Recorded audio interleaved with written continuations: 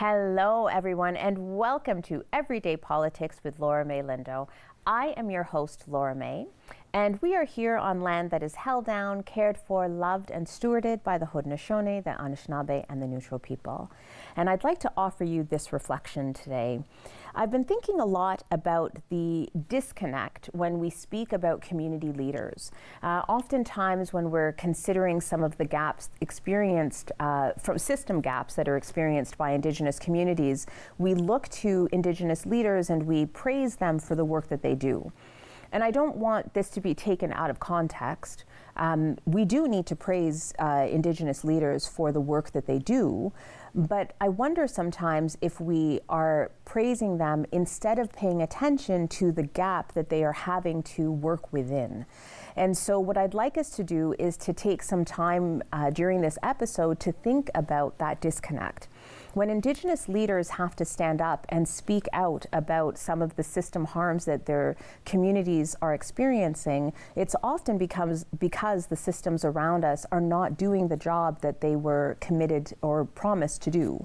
And the same is true when it comes to Black community members. As a consequence, for this episode, I actually have some amazing community leaders with me today. I am going to be bringing on Marjorie Knight, who's the board chair for Rhythm and Blues, and Chrisanne McLean, who's the executive director at Rhythm and Blues, to talk about that disconnect, very specifically about the work that they're doing with Rhythm and Blues. So right after this break, you'll get to meet them.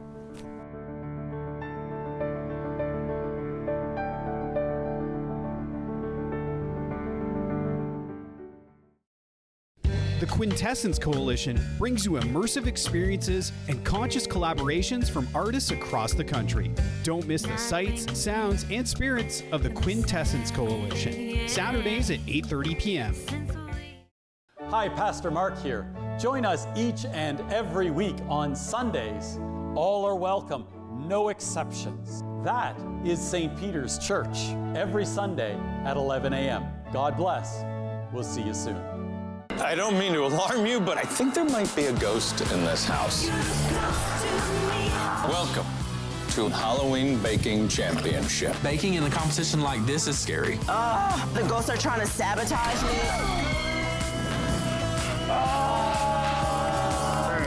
Burns. Gold. You're a ghost. Halloween Baking Championship on Food Network. Summer days, summer nights, lots of things to do, places to go, and people to see. If you're having a few drinks, be sure to plan ahead and get home safely. We don't want to pick you up. Drinking drivers risk injuries to themselves and others and take chances with their license, their jobs, and their future. Remember what's at stake and choose your ride, whether you're the driver, the passenger, or the party host. Thanks for supporting sober driving. I hope we never meet. Visit arrivealive.org to find out more. Joel Sherbino and the Paris Community Church helped connect life with faith through their program Sundays for Paris. Hear sermons, listen to hymns, experience all that the Paris Community Church has to offer.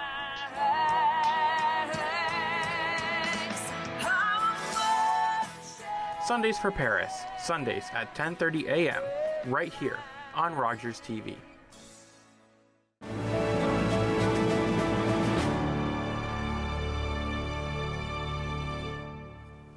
Welcome back, everyone. Welcome back, and thank you both so much for joining me. Thanks for having us.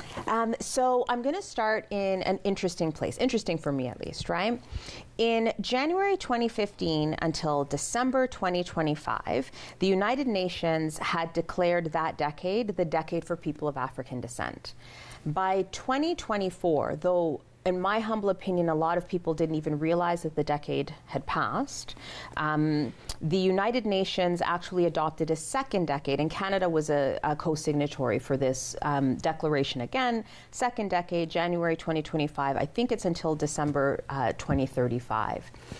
Within that context of doing the kind of work that you folks do at Rhythm and Blues, can you speak to me about what prompted you to create Rhythm and Blues, what some of the goals were within this context of the decade for people of African descent?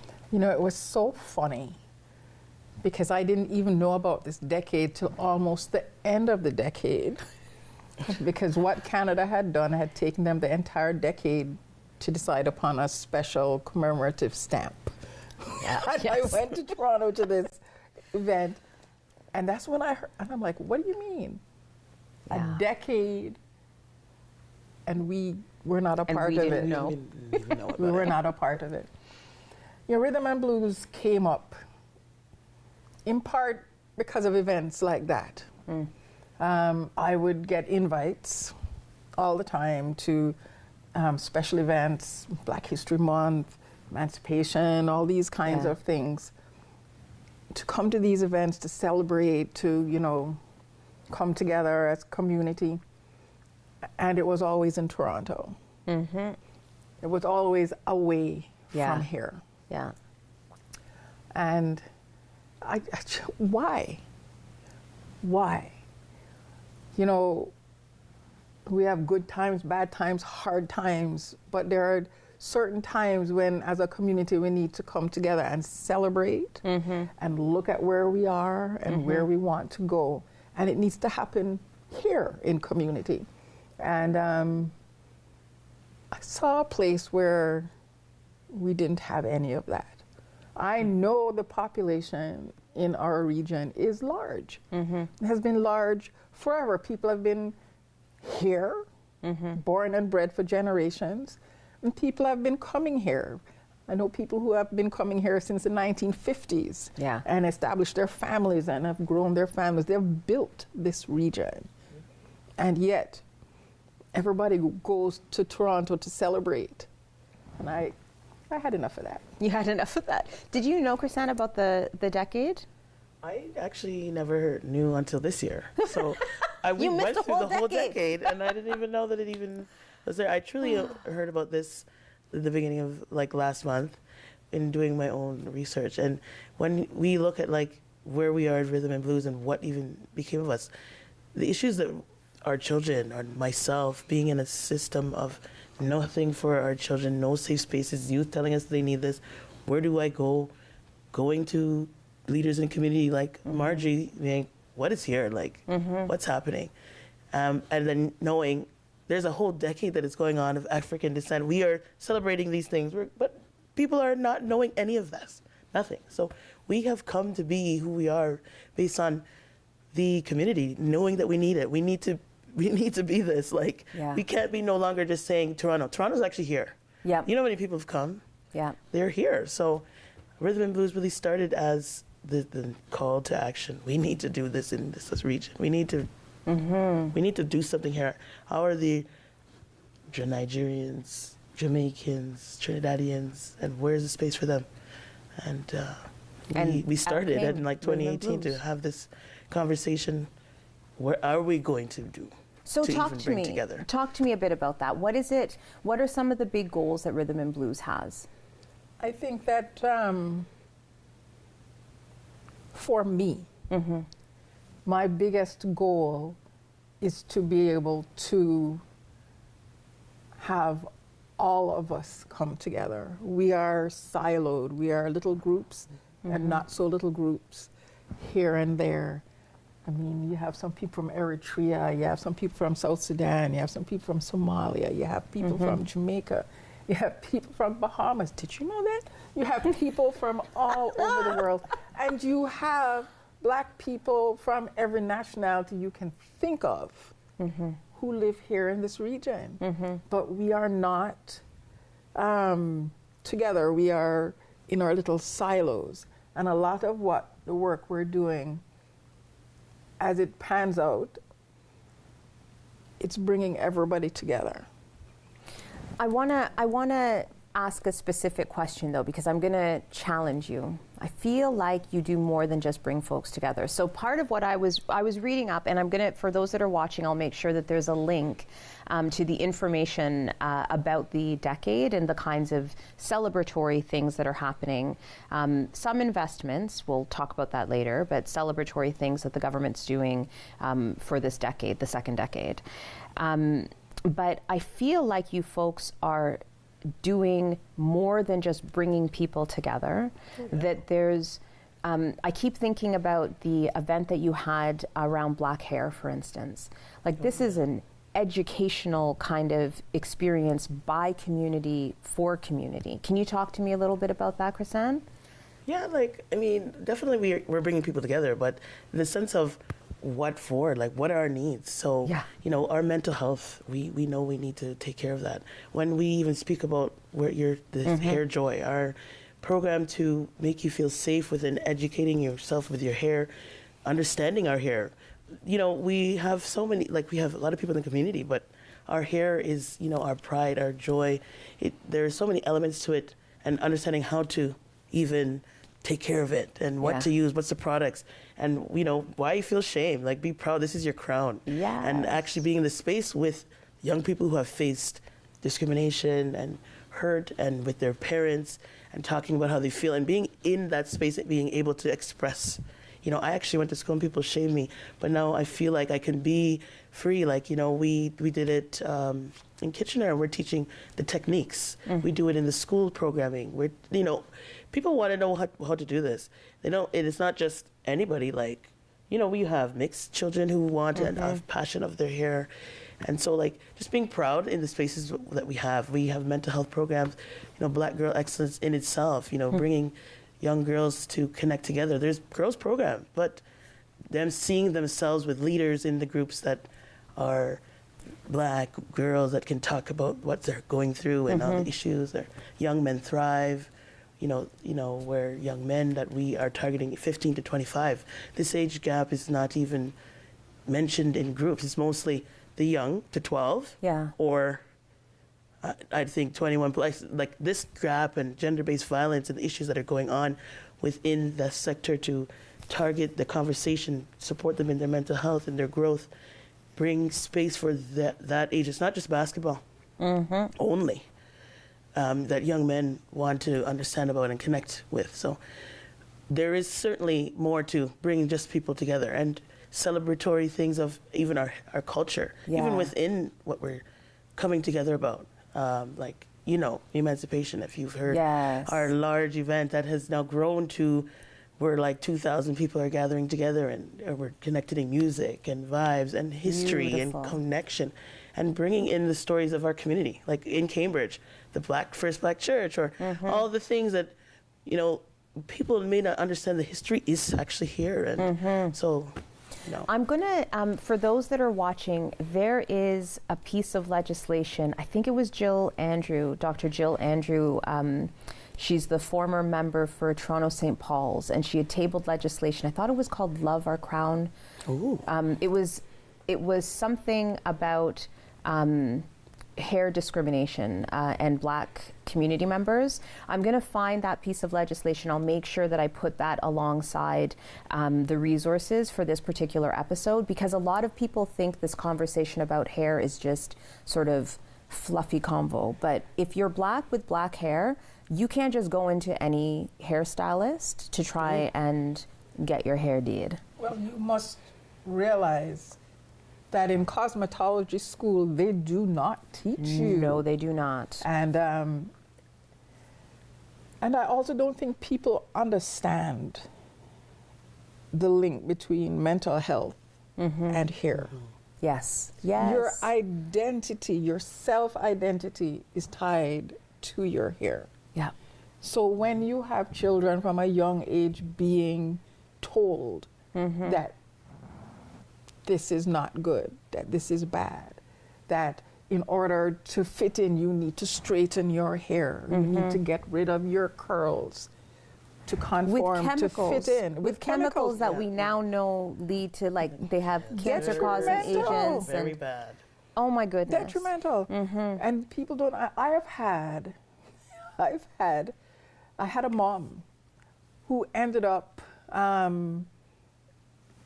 under FNCS, Family and Children Services, because of her child's hair. Because mom was white, daughter was biracial. She did not know what to do with the child's hair.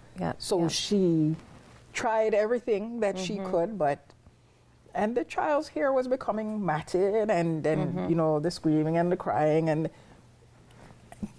came under FNCS. Yeah, people do not know. So somebody referred her to me, and I took her and her daughter to one of our local black hair specialists who had to deal with her daughter's hair and then taught her how to look after her daughter's hair. And our Hair Joy program, that's what we do. You see, there's this gap. When we were growing up back in our countries of origin, we all practiced and we all sat on the doorstep or we were at school and we're practicing and learning and, you know, getting all the things. That doesn't happen here because we don't have that kind of a community. Yeah, yeah. So having Hair Joy fills that gap. Absolutely.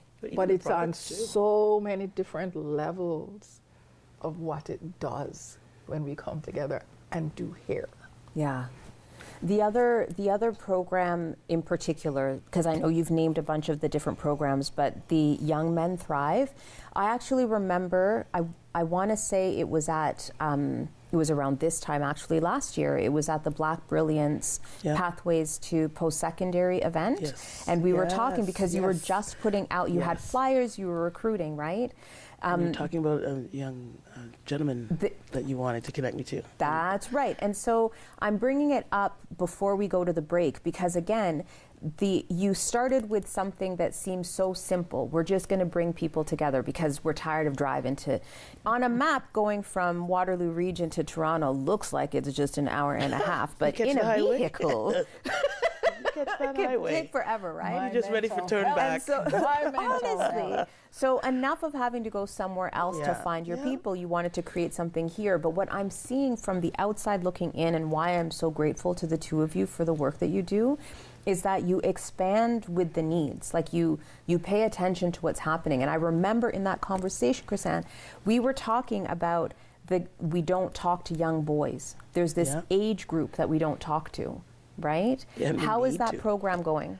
Well, truthfully, it was going amazing. It was one of the most, like, I watched young men talk to each other, lean on each other. We brought therapists in to connect with them, having those type of conversations and leadership, bringing them to Toronto to connect with another group, the Black Daddies. Black Daddies. And this organization of how you're teaching through art and having the conversation where the Toronto Art Gallery had hip-hop art, but then connecting them to reflect and talk, break bread together, communicate together. These things are not happening. And then after, we're like, you know, connecting in the library. You see a group of young black men in the library after the program saying, can we stay? Like, can we chill? Didn't know that there's, you know, broadcasting areas for them to rap and music and all these things. It was so great. And, you know, the problem is what we even talk about. We are community leaders doing the work and survival mode of grants. Yeah. You know, the funding is the hardest conversation to have this type of group of people and then, you know, the funding isn't there. So right now when we speak, I am trying to bring it back for the winter. I've been spaces talking where now I've been given a gym. So for me, I'm like, I will use it. And I can bring in men to talk to you. We can play the sport. We can do it. But I still don't want to go, I don't want to move from what they were getting. Yeah. The way how we did this, they did get some, you know, you get to play a bit, but to come together, we had ways of talking about, you know, with public health, and they brought in, you know, just different conversation. It was just amazing. We're talking about drinking and driving and the goggles and the I mean, and driving. all Like these things were not given to them before. I mean, and they're just and connecting. when you talk about talking about those topics about sex and protection and consent, those were big conversations. But we're also doing things like experiential things. I'm gonna get you to pause right there, because the experiential learning and these conversations that people don't want to have, I want us to take a very quick break. I need you to have some bread, baked fresh. We're gonna come right back and start there, because that experiential learning piece is critical. We'll be right back after this break.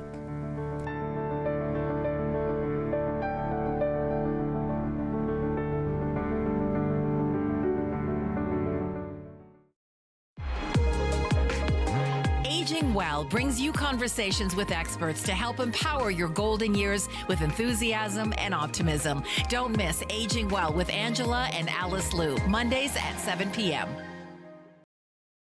The Quintessence Coalition brings you immersive experiences and conscious collaborations from artists across the country. Don't miss the sights, sounds, and spirits of the Quintessence Coalition. Saturdays at 8:30 p.m.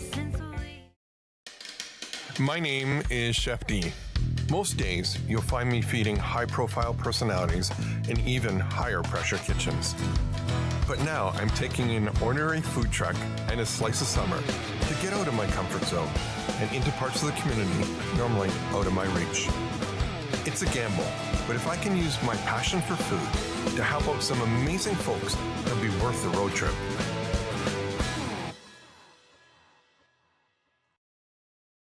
For 25 years, you've been helping to make our roads safer by doing the right thing. You've been the designated driver, you've stayed over, called home, you've called a cab or a friend, and planned ahead. Let's keep doing the right thing.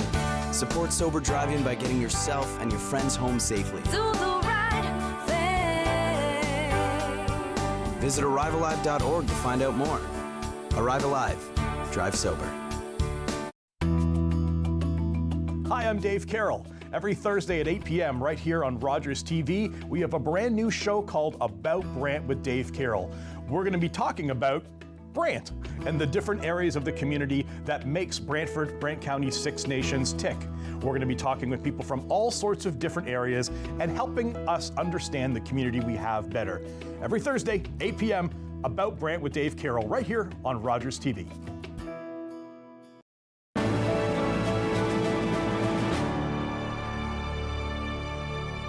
Welcome back, everyone. Welcome back.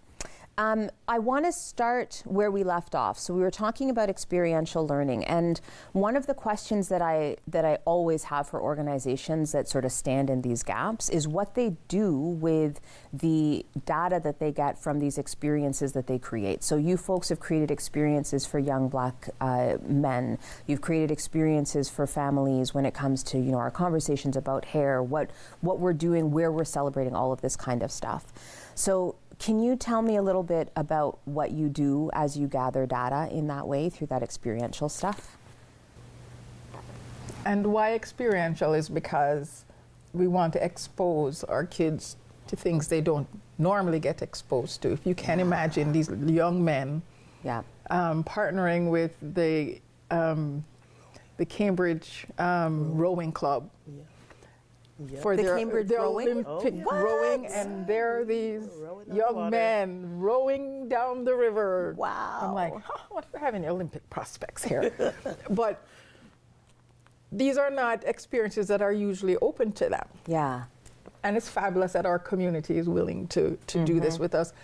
For our young girls, we went through a whole program teaching them about self-expression, about being able to speak publicly, about being able to, write, something that they would have to then present.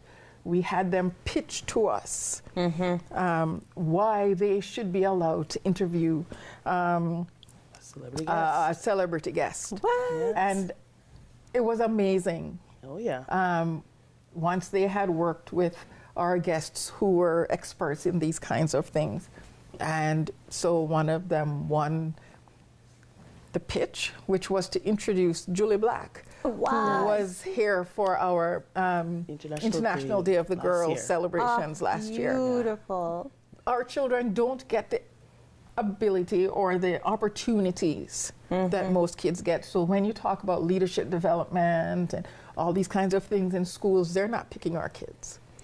Our kids aren't doing that. So talk to me a little bit about this, because we have these, so you're creating these experiences, and we jump very quickly to the positive side of that, right? Like, it's wonderful that we are able to give these experiences or create spaces for these experiences for young people. but the other side becomes this curiosity about how deep these kinds of gaps might be. And to me, that's why this matters. This is the pulse check.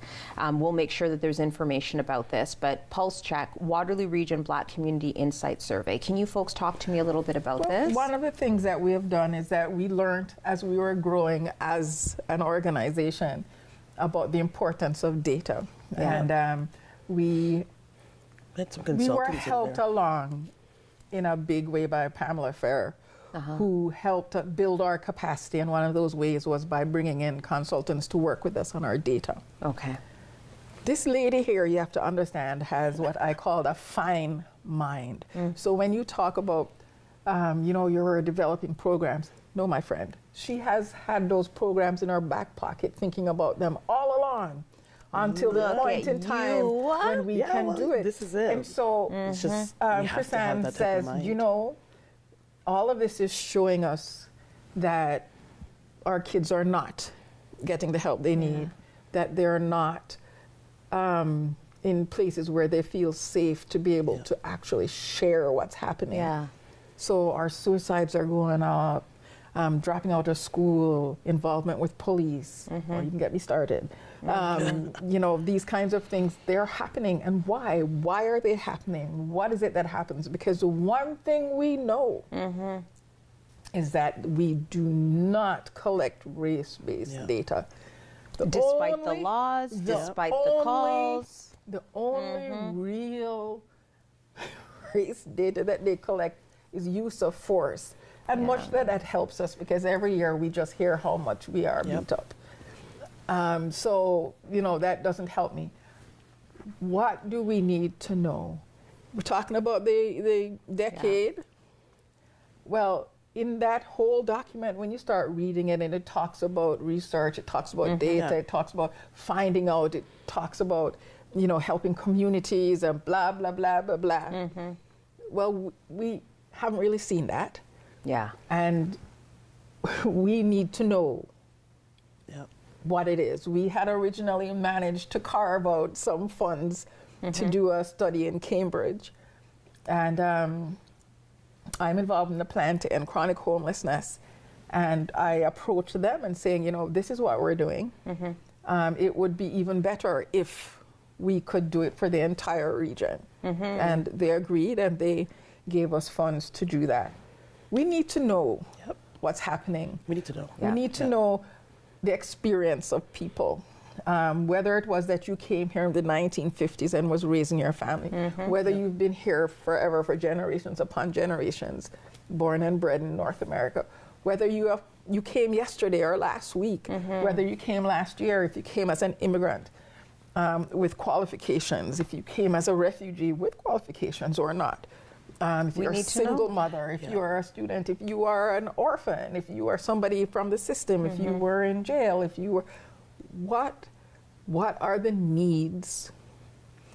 No one else is asking these questions. Well, and I think the other piece for me that makes this so important is that you've already shown with Rhythm and Blues a dedication and commitment to building programming that's meaningful. So programming connected to a real need in community. And so unlike other surveys, because there have been many a survey that Black folks have had to, deal with, navigate, whatever, choose to be part of, at least this one, the data we know will be used in a meaningful way. Can you speak to me a little bit about that, like what the plan is with the data? Well, absolutely. Just before we step into what's the plan, the first thing is we are doing, like you said, we've done the surveys, we've done them all. People are collecting, but collectively, with all these different groups, there isn't that one to go to the real one source. Regardless, funding and how we get to where we are, we need to have it. So the plan is, you look at that, how we continue to shape Rhythm and Blues into the future of what we do. It speaks on what this will show.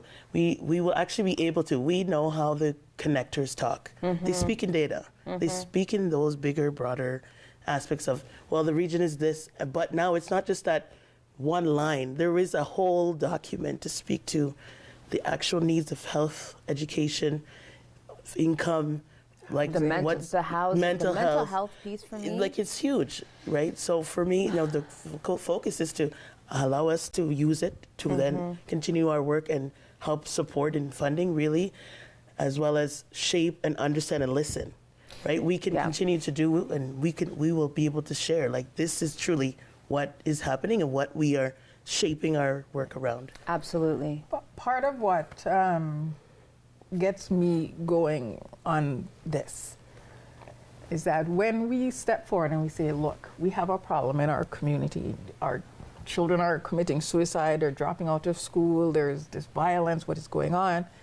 And people are like, yes, yes. And we need money, yes, yes. But the data, I mean, we believe you, but the data. But the data. Well, when I have data, that excuse goes out the window. Yeah. And now it's, here we are. This is what's happening. This is the data. What are you going to do? This is what we want to be done. And for folks that are watching, I'm going to make sure that there's also a link to the Anti-Racism Act, because here's the other thing, like when talk about the things that we carry when we're doing leadership work in community, right? There's a piece of legislation that says the government's supposed to be collecting race-based data. That Anti-Racism Act was built, and I've said this a billion times for those that have watched other shows where I've gone into my rant. You're welcome. That data came from community members across the province saying that we needed to collect this data because of the exact same kinds of gaps that they were seeing in their communities. And we came together, we realized it's a bigger deal than that. The province should be collecting it. Whether they collect it or not, none of us know. It feels kind of like the decade, right? Where it comes and goes. And so now you folks are on the ground just saying, forget it, we're not waiting. You can't wait. You can't. Cannot wait. And even when you look at something like what, that would have been a large funds to put that together to even say the government needs to do race-based data. Well, we are now here saying, you know what, like, we have to do it. We're at a critical point in a lot of organizations that are formulated to support their communities, but without this data, no longer will our submissions into pools of grants in this region will be there. We have to have it because we just become suppressed. Somebody else has stronger data to support it. The fresh material that speaks to right now, and nobody has talked about the pandemic, on the effects and the mental health, really coming out and having that to shape what we need these funds in this region for. Oh, absolutely. I mean, and the amount of spaces where Waterloo region has been left out. Yes. Like the Black Youth Action Plan, we're not part of that. Nope.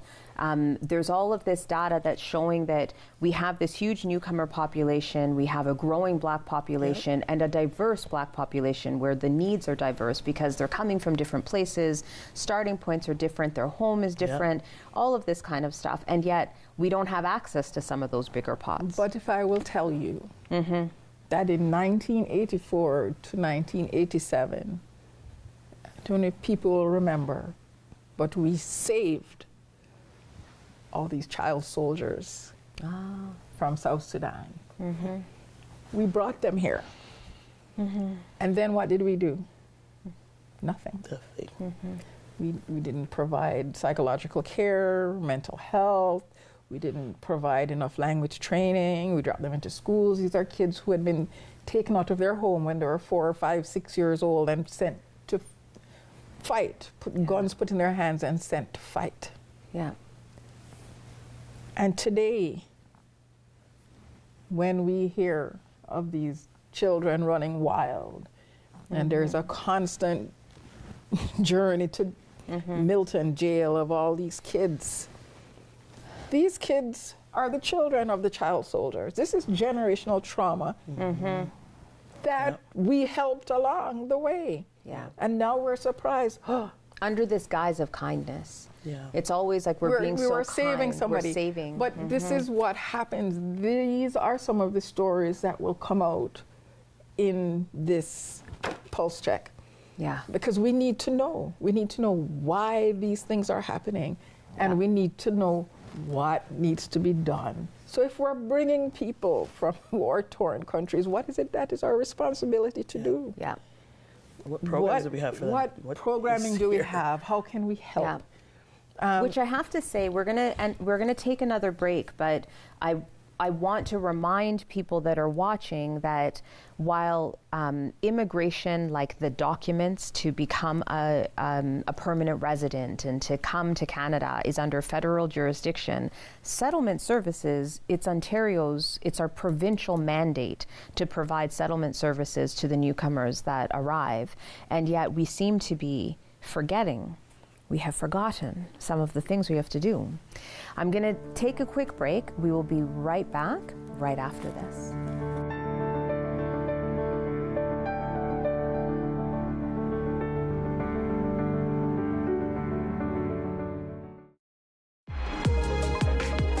Aging Well brings you conversations with experts to help empower your golden years with enthusiasm and optimism. Don't miss Aging Well with Angela and Alice Liu, Mondays at 7 p.m.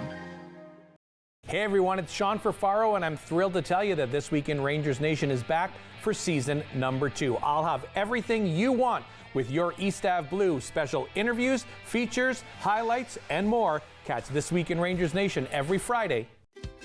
I love being a champ.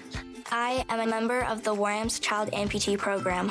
Through CHAMP, I get the artificial limbs I need to participate in everyday activities. I'm always growing, so I always need new devices. Support and helpful information on living with an amputation is available to me anytime.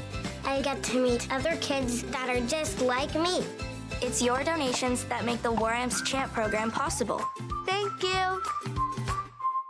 Hi, I'm Mike Farwell, and I'd like to invite you into this studio every weekday from 9 until 1 for a show that I think you're going to like. It's called The Mike Farwell Show, and it deals with the issues of the day. Local, provincial, national, even international. You'll hear from the newsmakers, and you'll get the chance to make news yourself when you call in and share your opinion. If you want to know what's going on in your community, The Mike Farwell Show is the place to find out.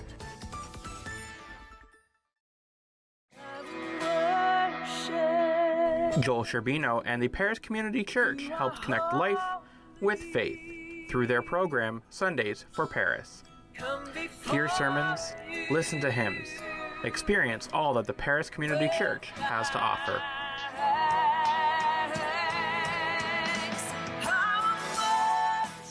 Sundays for Paris, Sundays at 10:30 a.m., right here on Rogers TV.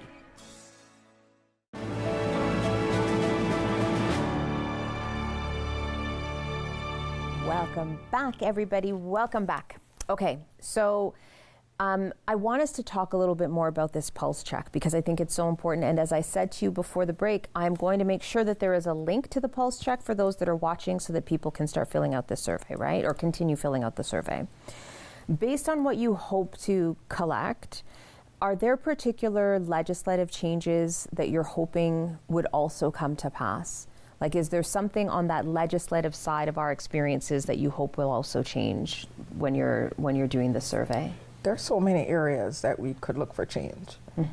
We could look for change in our education system. Yeah. One of the things that we have discovered in our programming is just how many Black children are on the spectrum.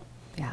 And the struggle that parents have, as with other parents whose children are on the spectrum, for real educational help for their children. And that's you learning it through the programming that you're doing through Rhythm and Blues. Oh, yes. Yeah.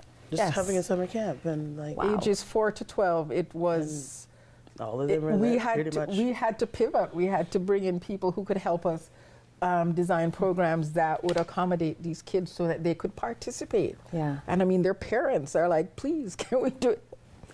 But, you know, we are limited in how long we can run a camp for because funds. Yeah. But this is the only program their kids get to go to. Mm-hmm. When I look at things like Bill 33 that is out there right now, I know it is heart-wrenching when we know what the outcome of that will be. When I look at things like housing, and you know, people say, oh, why you always play the race card? But until you have gone somewhere after having spoken on the phone or done emails or whatever, and you walk in expecting to sign a contract and they see you and they realize, oh, And then all of a sudden there ain't it's no not housing. available anymore. Yeah. I mean, we Yeah. have problems. I'm hoping that with the data that we generate and with things that the Black community can come together to figure out ways of doing co-ops or whatever we need to be able to get housing for our groups. We need to look at things like family and children services and the way Black families are being dealt with there.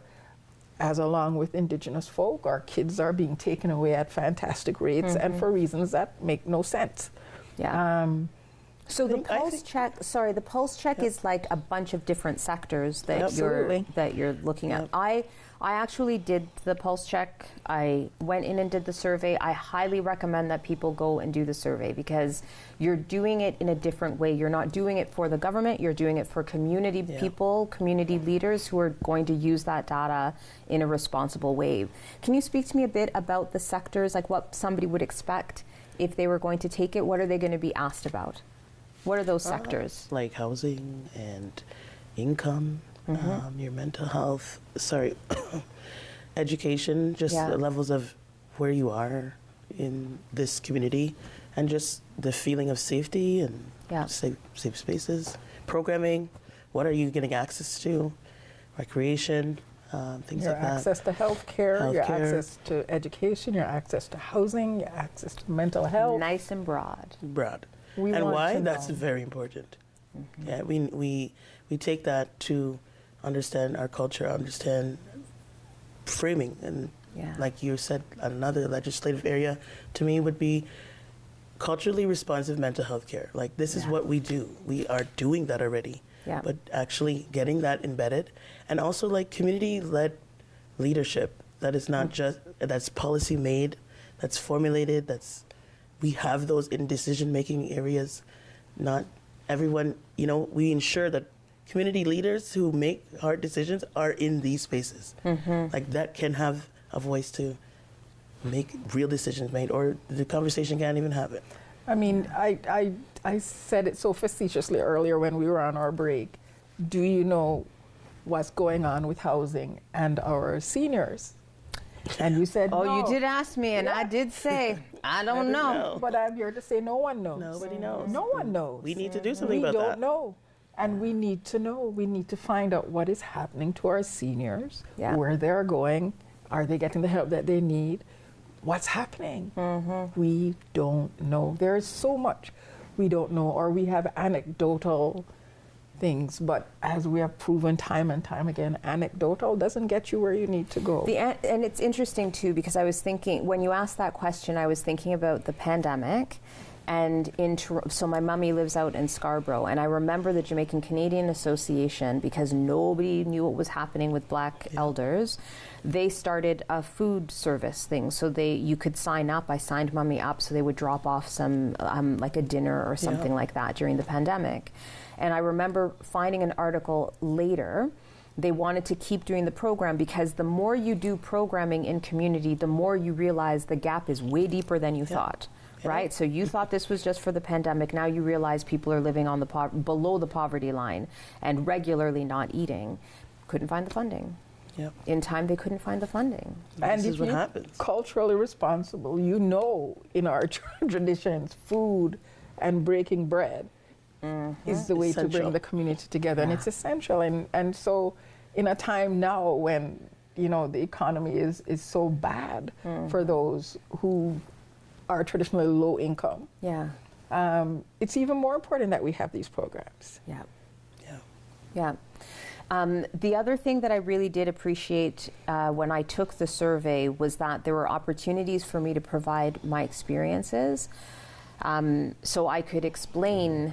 I could explain my responses, because sometimes it's not so easy for you to fill in the on a scale to whatever, but you have this opportunity to say things. But more importantly, I could tell that it was like my people writing it because of how gently they asked me to provide my experiences. Like, it wasn't this harsh, tell us what happened. Tell us about the racism.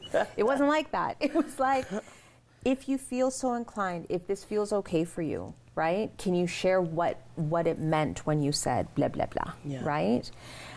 Do you have, in the programming that you've been doing, has there have people sort of felt open enough then to share with you their experiences? Oh, yeah. We have generated a, not to overuse the word safe space, but we have developed a safe space. And people know that when they come to our programming, that this is a safe place.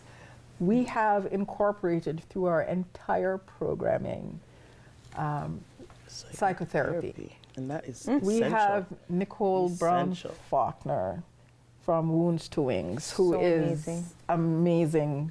So amazing. And she literally is involved in every single project that we have.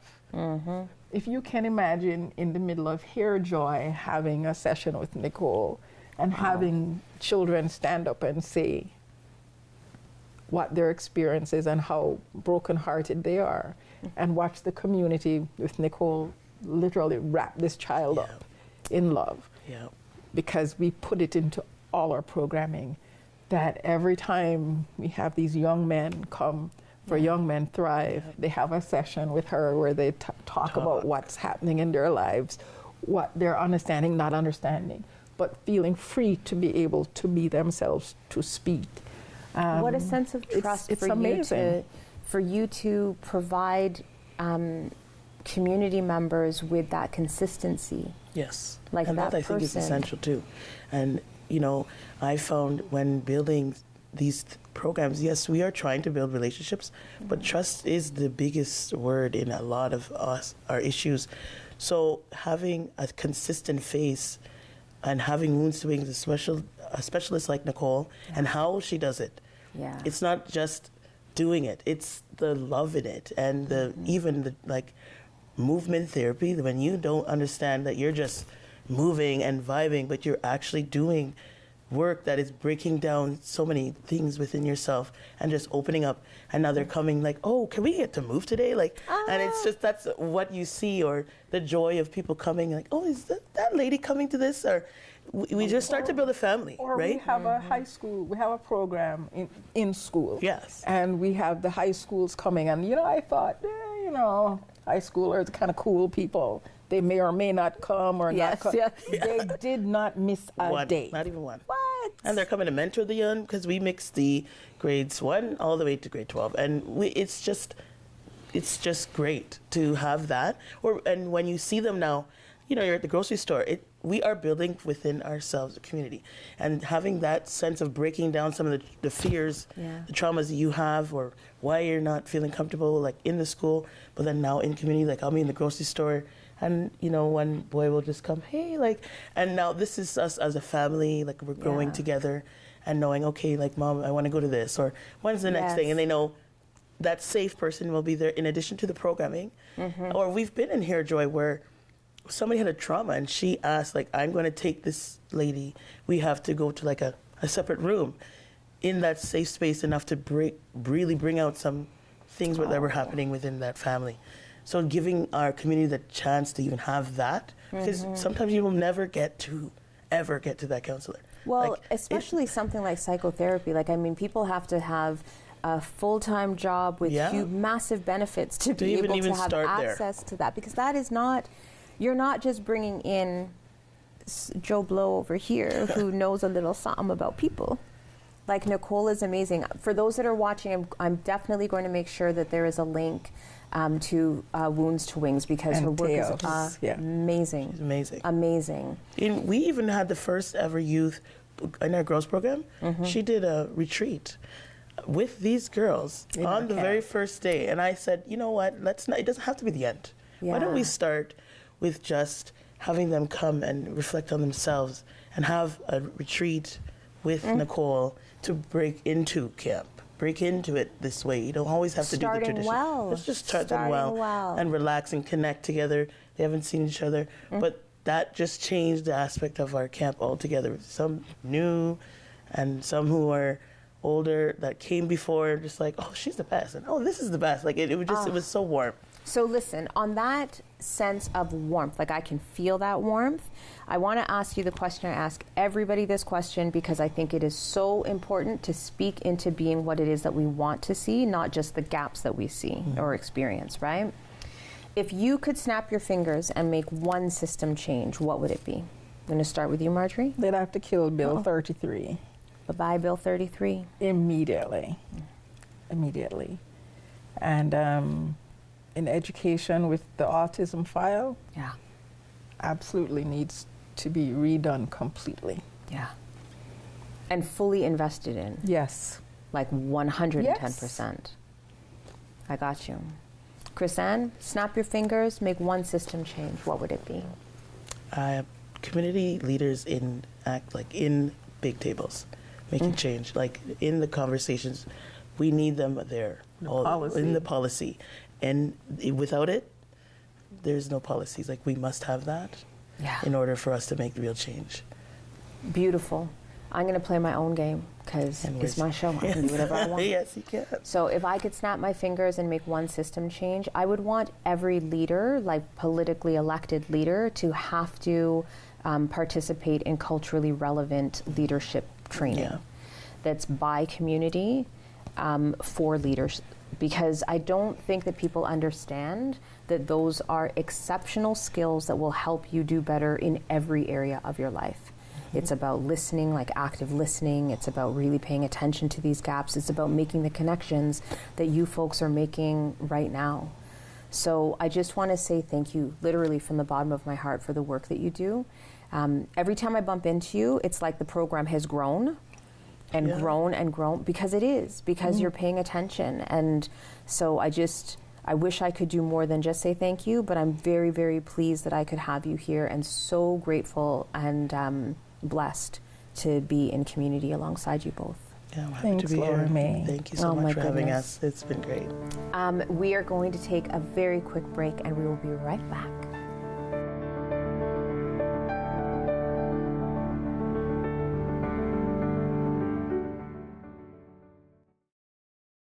Hello, just want to remind you that Lions TV Bingo is on Mondays here on Rogers TV, starting at 8, running till 9. Same great show, lots of prizes given away, and lots of funny little trivia along the way. Hey, it's Chris and Kim, hosts of What's Buzzin', and we want you to hang out with us. We have a whole lot of fun, keep you updated on trending stories, and have a lot of fun with our guests. And stir the pot a little bit too. Slightly, maybe, we'll see. 8 p.m. Wednesday nights on Rogers TV. Mondays at 6 p.m., we're bringing an exciting new show to you, Inside Brant with Armanda. You can look forward to it to find out what's going on in Brant County. And we will have all kinds of local artisans and tons of stuff that your family can enjoy. So if it's happening here in Brant County, you can be sure to see it here, 6 p.m. every Monday on Inside Brant. After a night out with your friends, not having a plan for a safe ride home can leave you in a bad spot. You could end up riding in a police car, an ambulance, or a hearse. These unplanned modes of transportation can be a costly choice and do not take you home. Your plan could include a designated driver, a taxi, or public transit. Drink responsibly, choose your ride, and have a plan for a safe ride home. Visit arrivealive.org to find out more. My name is Chef D. Most days, you'll find me feeding high-profile personalities in even higher-pressure kitchens. But now, I'm taking an ordinary food truck and a slice of summer to get out of my comfort zone and into parts of the community normally out of my reach. It's a gamble, but if I can use my passion for food to help out some amazing folks, it'll be worth the road trip.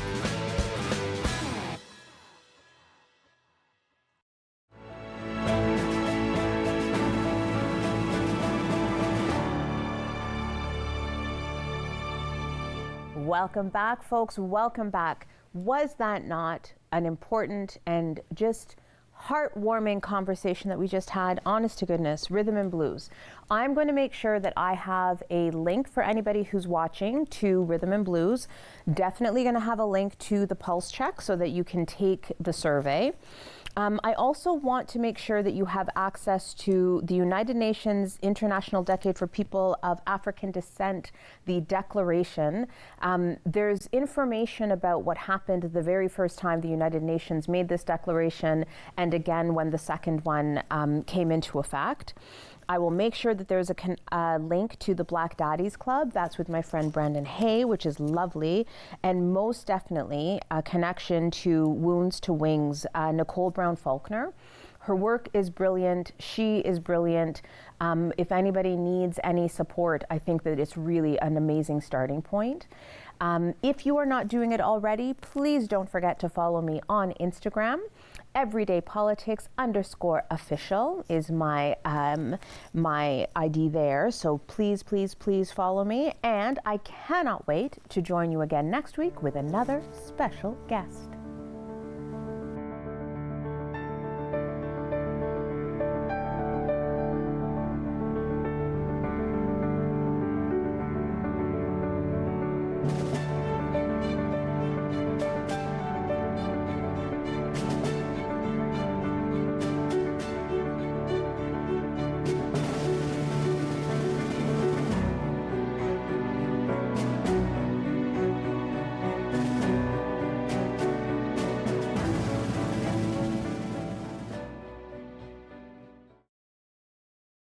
As I looked upon the battlefield in front of me, a German star shell lit up the desolate landscape.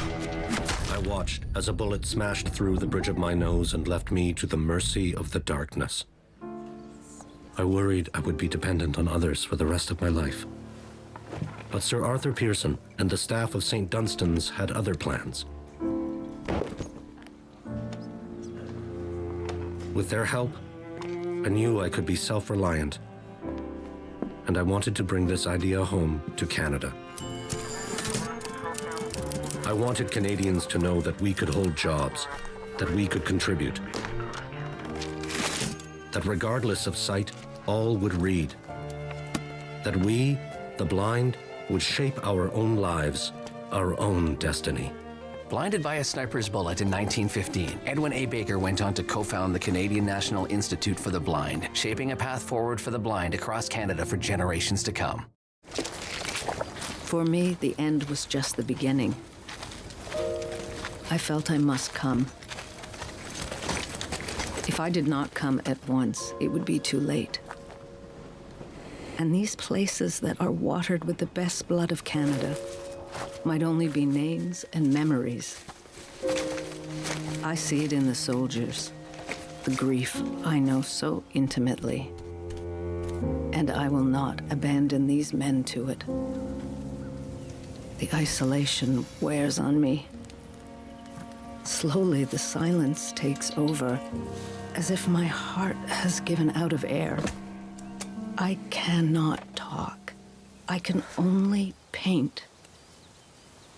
For more than 2 years, Mary Ryder Hamilton painted the battlefields of the First World War, creating an unforgettable visual record of service and sacrifices at immense personal cost. Connect with us by visiting our website or email us at comments@rogerstv.com.